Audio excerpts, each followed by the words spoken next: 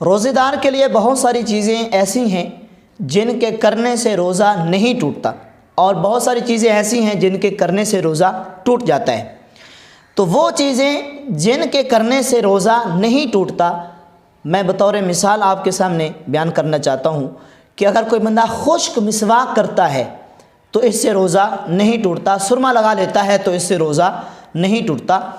اور اسی طرح اپنا تھوک جو اس نے منہ میں بنایا ہے اگر اس کو نگل لیتا ہے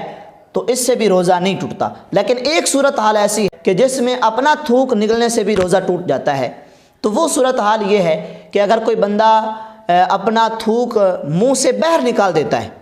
اور پھر اس کو نگل لیتا ہے تو پھر تو یقینی طور پر روزہ ٹوٹ جائے گا۔ ہاں، اگر اس نے منہ میں تھوک بنایا اور پھر اسی کو واپس نگل لیا تو پھر روزہ نہیں ٹوٹا۔ باہر نکال کے پھر نگلا یا کسی کا تھوک نگلتا ہے تو پھر اس صورت میں روزہ ٹوٹ جاتا ہے۔